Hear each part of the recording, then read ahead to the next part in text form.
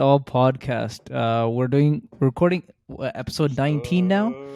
19 finally. I can't actually wait to get to 20. I think there's like every 10 episodes Actually, are our a milestone. podcast can legally drink now. Yeah, I was literally going to say that. We're adulting. Our podcast is adulting today. That does nothing for me, guys. That does nothing for me. All right. Yeah. So select all episode 19. Thank you for everyone who actually listens to us. Really appreciate it. We tried something. Yeah, exactly. We tried something new last week. We kind of liked it. We enjoyed it more. I think having these types of conversations are good. And this is what we enjoy doing, right? Rather than some of the structured approaches that we took. But we do have a couple questions. Yeah, I actually had a question. I don't know if maybe Trent came up with it, but let's talk about this. What are your thoughts on restaurants as a viable business? So I know a couple of you guys had thoughts on this. Let us know. Trent, Mo. I mean, I'll just start quickly. It is viable. Like the fact that they exist, there have been restaurants that have existed for a long time. It is viable. Whether it's easy is a different question, in my opinion. Yeah. I agree. I agree with what Mo just said. And to add on to that, I think some people get into it because they think it's easy. And it's actually an easy business to get into if you think about it. You just need to know how to cook something. But is it an easy business? Look at all the immigrant restaurants that yeah, literally. Yeah, but literally. Well, kind of, right? Like you need all the machinery and all that kind of stuff. That it's. I think the startup cops are there. But I think they still assume it's like I can cook at home. Like I think that's what they're saying. It's like they think it's easy to get into. That's what I mean. Like you don't need to have some sort of special intelligence or something in order to start a restaurant. You just need to know how to I think it's also you don't know. You don't realize, like, before you get into it, you might not realize all this kitchen stuff. It's like, I just thought I just needed a stove and an oven. You know what I mean? It's yeah. Good point. It's like hundreds of thousands of dollars of equipment. I think like there's a lot of startup costs. To do something well, you need the skill and you need like the grit. Like running a good restaurant business is hard. Like, read what's that guy that died? Anthony Bourdain. He wrote a book about like being in the restaurant business. It's a hard game. I mean, like it's also easy to get into. Like as I said about the immigrant comment, like I mean, if you're trying to do like a fast food pizza joint, like you just need an oven and you need the dough. Like I think that's pretty easy to start up. But like you need some cheese too. Yeah, just dough. That's what Mo cares about. Dough. That's all I need. I just need the dough. Yeah, I think to Tran's comment, like I guess people that it's an easy trap to fall for if you're like, oh, I love food, I know what to taste, I have the money, like I can find a good chef, run the business, but like it's a business. It needs like your attention and care, right? Like chefs have to design good plates and they have to know the margin costs on each item of food. Like it's a lot of management. It's not easy. Yeah, exactly. That was going to be my point, right? Is like people assume that the margins will be large, right?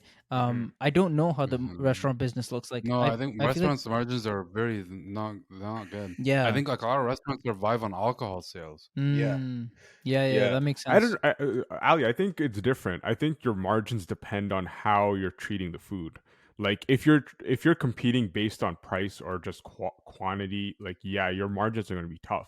I think that's why luxury or higher end restaurants sometimes stick around longer because like it's just, for a lot of things it's the same ingredients. Like like your average, you're going to need butter, you're going to need cream, potatoes, meat, whatever, right? Like it's the same margin cost. Maybe you're getting high quality material, but you can upsell a lot more based on how your chef cooks the meat and how you like people present it. There's a thing on fast food and how Americans always think Chinese food is like fast food, but like Chinese food has like a luxury, like it's harder to sell luxury Chinese food to Americans because they think it's cheap when like there's a range. But I think that's a very good point. That's a fair point, because the margins, the restaurants in my mind that I was thinking about were fast food restaurants, or like I was thinking about these mom and pop shops that are easy. You just kind of go in and they're like fairly priced, and you can get like a decent meal.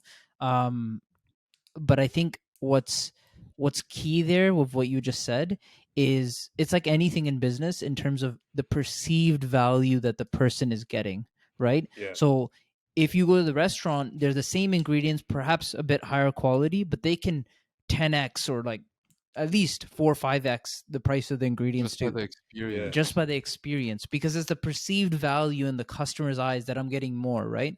That's why there's a lot of TikToks where they're like, they'll put like a samosa, and you just go to a random shop and you get a samosa, right? But then they put like the kind of sauce with like 4 dots and present it a little bit, and it's like $25, right? Like, or so or I or think the new thing these days trying to is think. the fusion, like the fusion food.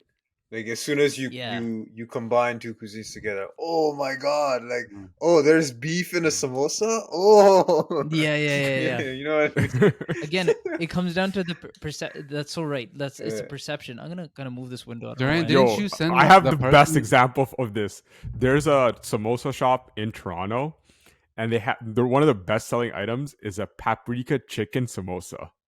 You buy it, it is literally a chicken samosa. Like I'm eating them, and then the other they have a steak and potatoes Bro, samosa. I'm It's just telling ground you. beef and potatoes. I'm dude. telling you, yo, another great example is Starbucks turmeric latte. Bro, that's haldi milk. Yeah. Yeah. I don't know if you Legit, guys know our what parents haldi would is. slap us. Yeah. They'd be like, Yeah. what are you doing? Oh man. $8 for this haldi milk that I've been trying to give you every single night of your life. Yeah. Yeah, for those of you Yeah, but wondering does what it have a haldi ton of is, sugar? haldi is the Hindi term for turmeric. Yeah, go ahead. Yeah. It's Ali, you were crazy. gonna say something. I think didn't you send the video about like the restaurant with the parking meter thing? With the parking There's like a restaurant. I thought Turan said it was like a. It's like a very high, very very high end restaurant. today. And apparently, like, Yeah. was it today? Yeah. So, you want to say it? Or? No, you say it. No, you say it. I'll say it. No, I'm just kidding. No, you said it.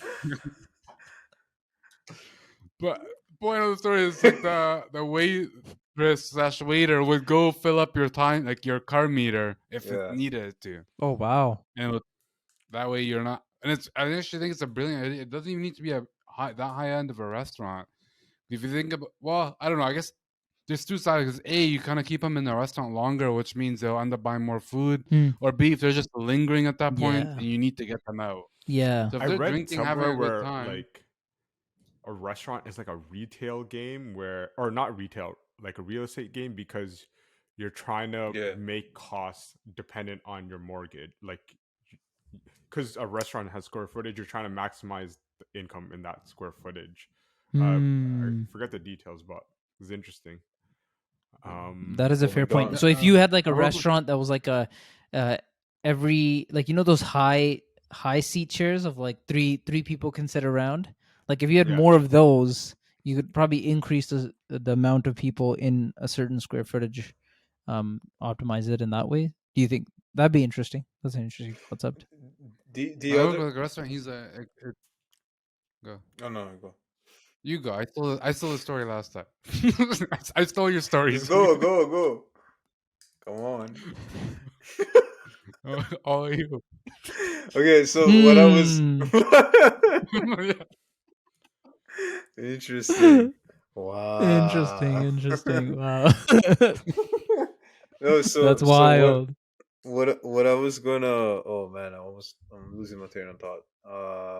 No, so what I was gonna say was the other aspect of restaurants is the whole the ROI on it, and Naval speaks to this. I hope I won't butcher the way he says it, but essentially he says like the sweat equity that you put into, say, a restaurant, and the ROI you get from that sweat equity is actually lower than the sweat equity you put into some other business, and the sweat equity Mm. could actually be the same. So it's the same Yeah. amount of sweat equity, but just because of the business model that you're in, the return isn't the greatest. And Yeah. I feel like that's where a lot of people don't view or don't do their due diligence on business models for restaurants. They think like, oh, okay, Yeah. I'm just gonna cook something, make some money. Yeah. I think that okay, yeah, you hit it right on the head, right? It's essentially leverage, right? The leverages are Yeah. different for different businesses. And so for example, let's compare a software business who's made a product doing fairly well versus a restaurant business. For restaurants, you're servicing each client differently. You're going to give them one meal for the time you spend to make that one meal, and they're going to pay for that one meal. Whereas software, you make one product, and the marginal cost to actually get that product out Mhm. is very minimal. It's an upfront cost, right? So I think it comes down to that marginal cost. For restaurants, the marginal cost is 100% basically, kind of. Basically, you have to prepare that meal again and again, right? They've done some Yeah. preparation at a whole, but you have to prepare that meal again and again. And so for that reason, you're putting a lot of sweat equity, and the leverage Mhm. per meal is very low, right? And so And people like another thing before I Are you end. basically saying restaurants don't scale? Yeah, no. Because So if you're that comparing, that's what it's I'm more gonna say. Like challenging. McDonald's and these fast food restaurants, they figured out how to scale. That's why they could do it at a lower Yeah. margin, because they can provide more volume, right? That was the Well, McDonald's method, because yeah. they came in and they figured out how to To place their replicate. machines in a way to replicate very quickly, so that Yeah. by the time they got to the drive-through, boom, the thing was there, right? So they figured out how to do volume and then lower their margins so that they can still make a lot of money. Whereas these mom and pop shops, they haven't figured that out, and they just I think they th- can cook. I think that's the wrong direction to take the question. Because from what I read from Turan's question was, as an individual owner, can you is going to the restaurant a viable like option? And I think McDonald's doesn't fit that, because McDonald's itself makes a lot of money, but like I'm sure the individual franchise owners are in a different place. Like, If you're But sure, talking about like a super individual, I think they should only open up a restaurant if they're very artsy and care about the craft and yeah, the it's that whole it's yeah, definitely experience. it's definitely a passion business. yeah, Yeah. if it's a Like to do it calling, well, or if you are just super gifted in cooking, or you have some sort of edge over the competition, then yeah, definitely I think go not even into. just. I think you still have to have the thing for the art to give an experience. Because even if you're passionate for it, if your food's delicious, but then your Mhm. store looks like ridiculous and you're not presenting it the right way, but your food might be amazing, people sorry, won't go. Think about this aspect too, right? It's like, ask yourselves, how many times have you been to a restaurant more than twice, or even more than once? The same restaurant, over and over again. I think, yeah, it's either you go, it's either you continue to go. There's no middle line for me. It's like either yeah, you've gone once, and I'm assuming that's most people, or it's a restaurant you continuously go to. Yeah. I think this question is also dependent on where you live, because I Mm. think eating out habits are different between, like, say, an American, like North Americans or like Canadians, etc., and someone living in Singapore or like Thailand, where going out is like very cheap, and that's essentially your home cooked meal, right? You Hmm. in that case, 100% you're going to back to the same restaurant, because that's like what you'd eat at home, right? Yeah. So, but even here, like Like, I'm sorry, gonna. a better example, think about when we were students, right? You'd go back to the same restaurant because of convenience and Mm, cost, not because it's an amazing experience each time. yeah, that's Yeah. definitely true. I ate way too much Subway throughout my 4 years of university. Oh man, it's crazy. But yeah, it's been good. I think I like this pod. I enjoyed it. I think questions are the way to go, and we always did have questions, and I hope everyone listening enjoyed it. Um, yeah, if you have any comments, let us know. Any other questions you want answered, let us know. Subscribe and like, please. Yeah. Was there anything else anybody wanted to add? I'm A good Gucci. opportunity. All right. Take Peace care, out, everyone. everyone. Easy. Thank you for listening.